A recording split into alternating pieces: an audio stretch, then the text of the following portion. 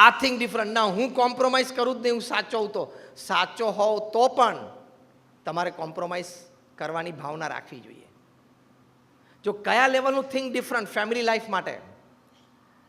પ્રમુખ સ્વામી મહારાજ પાસે વલ્લભ વિદ્યાનગરમાં એક ભાઈ આવ્યા અને એમણે કહ્યું કે સ્વામી, મારી બંને દીકરીઓના લગ્ન એક માંડવે લીધા છે, બંને દીકરીઓની કંકોત્રી છે, આ ભગવાનનું પ્રસાદીનું પુષ્પ મૂકીને આશીર્વાદ આપો કે મારી બંને દીકરી સુખી થાય.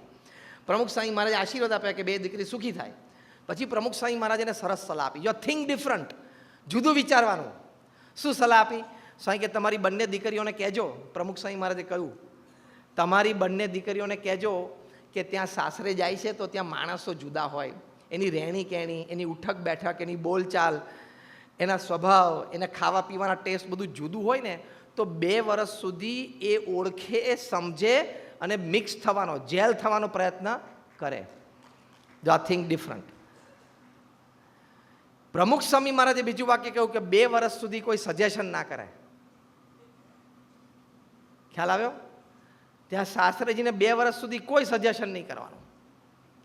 સામેવાળી વ્યક્તિમાં હૃદયમાં તમારું 100 લેવલ 100% એક્સેપ્ટન્સ તો આવવા દો. ત્રીજી વાત પ્રમુખ સ્વામી મહારાજે કરી કે સાસુ સસરાને ખીજાય તો એને કહેવાનું કે સામું નહીં બોલવાનું.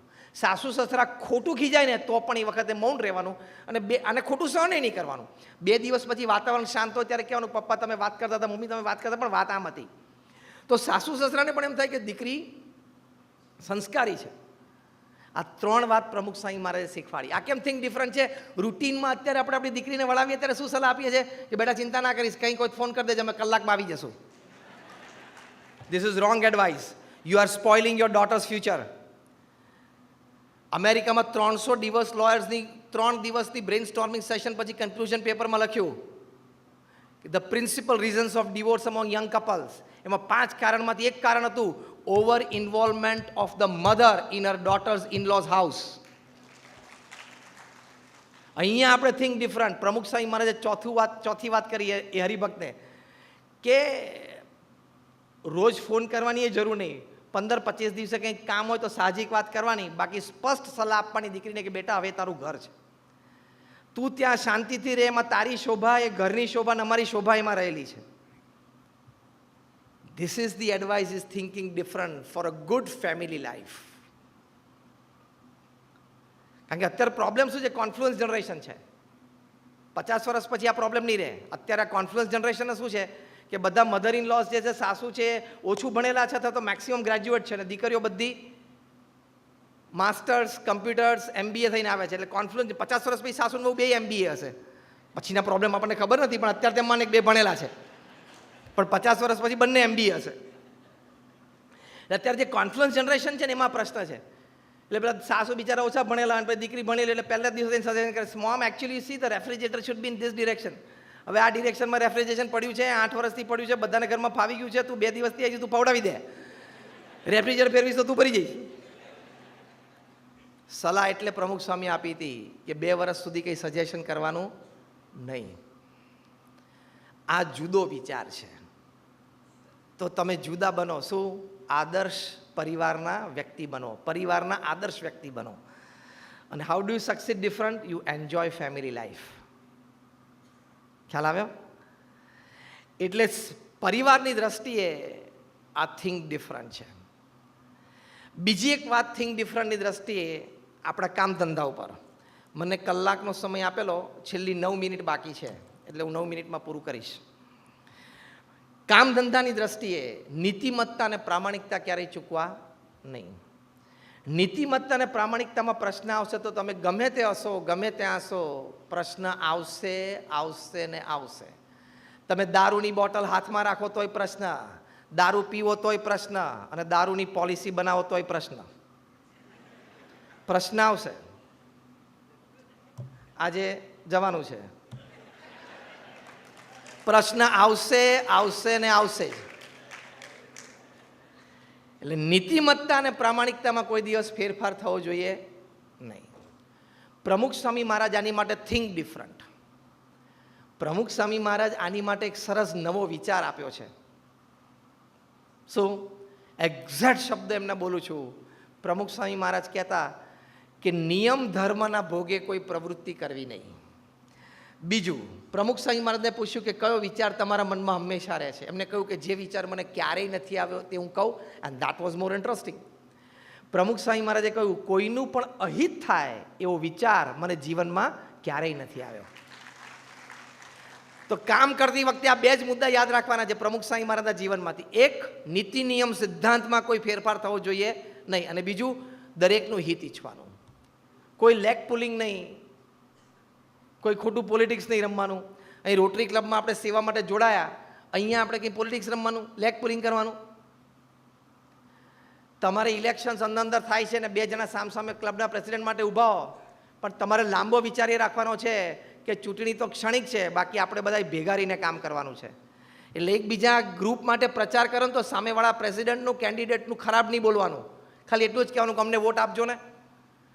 પેલો બરોબર નથી એવું નહીં બોલવાનું, કારણ કે ઇલેક્શન તો હમણાં પતી જશે એક દિવસમાં, ત્રીજે દિવસથી પાછું ભેગું કામ કરવાનું છે. એવો લાંબો વિચાર રાખવાનો, તો કોઈનું પણ અહિત કરવાનું મન ન થાય. ખ્યાલ આવ્યો? એ આપણી શિસ્ત છે ને, એ આપણી ડિસિપ્લિન છે. કોઈ રોટેરિયન એક્ટિવ હોય પછી ઇનએક્ટિવ થઈ જાય, અથવા તો લેથાર્જિક થઈ જાય, અથવા તો ઓછું કામ કરતા થઈ જાય, અને પૂછો કે કેમ હમણાં તું ઓછું કામ કરે છે, ક્લબમાં રેગ્યુલર તારી પ્રેઝન્સ નથી.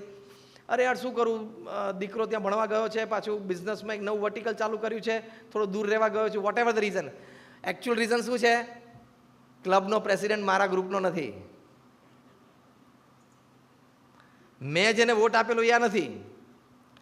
Don't Ved the person, Ved the chair. સંસ્થામાં તમે હો ત્યારે વ્યક્તિ સાથે લગ્ન નહીં કરવાના, ખુરશી સાથે કરવાના.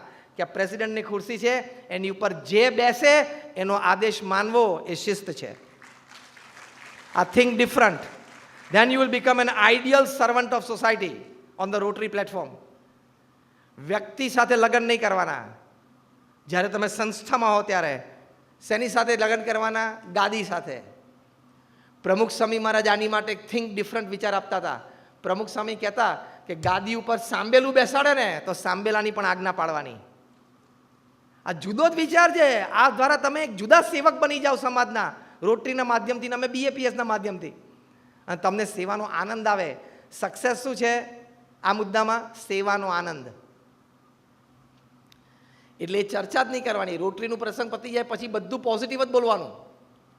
તમને ખબર છે મેનેજમેન્ટમાં એક મોટો રૂલ છે. Rule number 1, my boss is always right. Rule number 2, if someday I feel that my boss is wrong, see rule number 1, my boss is always right. એમાં આપણે શું સિદ્ધાંત રાખવાનો? અમારા BAPSમાં છે એ સિદ્ધાંત તમને કહું છું. રોટરીમાં રૂલ નંબર 1, હવે હું જે બોલું મારી સાથે બોલજો. Rotarian is always right. Rule number 2, બોલો. If someday I feel that a Rotarian is wrong, I will go to rule number 1. Rotarian is always right. આ સુરત ભાવથી રહેવાનું. અમારા ગુરુ મહંત સ્વામી મહારાજ જે અત્યારે વર્તમાન કાળે BAPS સંસ્થાના સર્વા ગુરુહરિ છે, એમના જીવનનો એક પણ દિવસ અત્યારે 91 વર્ષની ઉંમર જે નહીં ગયો હોય જ્યારે એમણે સંપ, સુરત ભાવ અને એકતાની વાત ન કરી હોય. એ પોતે અમને ધરાવે છે કે BAPS ઇઝ વન ફેમિલી. એમ તમારે પણ રોટરી ઇઝ વન ફેમિલી. આ પેલી ક્લબનો છે, આ મારી ક્લબનો છે, અમારાથી જુનિયર છે, આમાંથી senior, nothing. Is a Rotarian, simple. તમારું રોટરીનું ફંક્શન પૂરું થાય પછી ચર્ચા નહીં કરવાની કે આયોજન બરોબર નહોતું ને પેલાને સ્ટેજ ઉપર લેવાનો હતો ને પેલાને એક જણ રહી ગયું, સમોસા જોડે આ ચટણી તો ના ચાલે ને. Vote the hair are you discussing? Samosa જોડે જે ચટણી ખાવી તો બહાર બજારમાં મળતી જ હતી. અહીંયા ફક્ત સેવા અને સમર્પણ માટે જ આવીએ છીએ. આ થિંગ ડિફરન્ટ. પ્રમુખ સ્વામી મહારાજના ગુરુ યોગીજી મહારાજ કહેતા કે તમે ગોંડલ મંદિરે ગયા હો, બપોરે 1:30 વાગી ગયો હોય, જમવાનું કંઈ ન હોય, અને તમે રસોડામાં જાઓ અને થોડી કઢી આટલી દાળ વધી હોય, એ દાળમાં તમે પાણી નાખીને એક ગ્લાસ દાળ પી અને પછી ઓહ શું ગોંડલ મંદિરમાં ભોજન થયું, શું મજા આવી. That is the spirit of a સેવક. એમ રોટરીમાં તમે કામ કરતા હો ત્યારે તમે નહીં કે મને પ્રોજેક્ટ બરોબર ના સોંપ્યો, જમવાનું બરોબર નહોતું, આ નવા પ્રેસિડેન્ટને બહુ આયોજન નથી આવડતું. Nothing doing. મારે શું કરવાનું છે?